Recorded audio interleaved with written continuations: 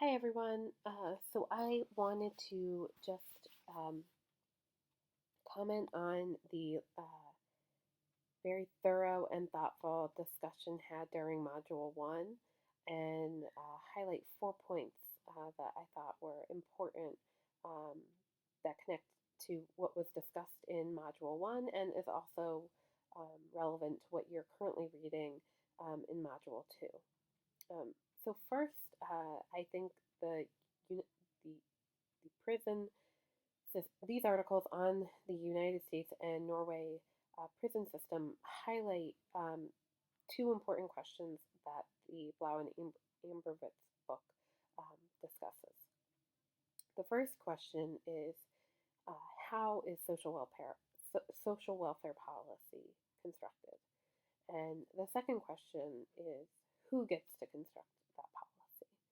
Um, and I think that we can see that the United States and Norway um, define the treatment of the most violent prisoners very differently. Um, and that how, even though in the case of the United States, and it seems like I don't know the Norway prison system much beyond that article, but that it's as Blau notes, it's the elite, it's the top who are um, making these social policy pushes and changes.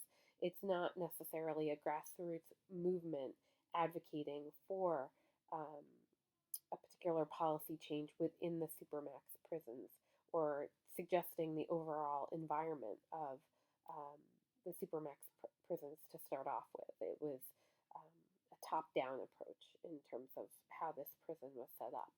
However, in the United States case, in the ADX case, we can note that the role of advocacy is important in creating change for how the prisoners have been treated. The role of the lawyers, the role of the warden, so people working both within the system and outside the system to create change um, to improve the quality of life for the prisoners.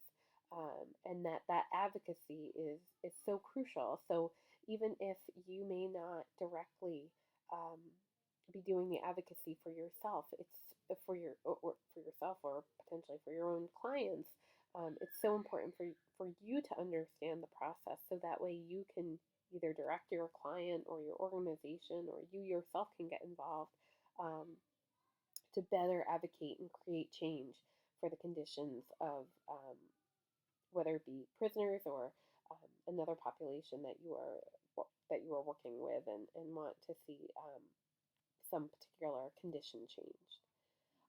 I also think that the Norway environment, the Norway prison system, highlights the values of the Norway their communities overall. So, for instance, in the article, the author notes how the prisoners are viewed, treating the prisoners well is viewed as not just beneficial for the individual, but for the entire community. It's beneficial for the guards who work there. It's good for their own self care, and it's good for the country as a whole. And it's taking kind of a long view in terms of not only treating these prisoners humanely is not just good again for the individual, but better for the country as a whole. And if they can invest in that prisoner's potential and for that prisoner to heal and to reform their behavior, that ultimately the country will benefit overall. I think that these articles, hopefully, as you're going through the material currently in Module 2, these articles will help you um, make sense of or give you more context to what social welfare policy is, the complexity of it. I appreciated how several students noted how it's challenging to talk about this this topic of supermax prisons within two countries in a very short discussion post, and so totally appreciate those complexities.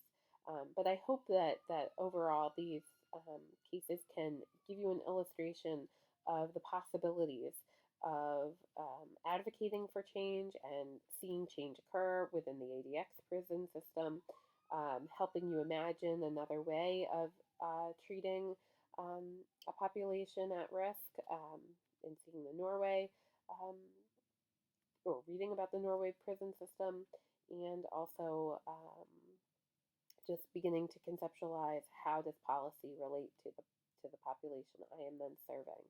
Um, again, thank you for your thoughtful discussion. Um, I after I upload this article, I'll be submitting your grades. If you have any individual questions about your grades, please do not hesitate to contact me.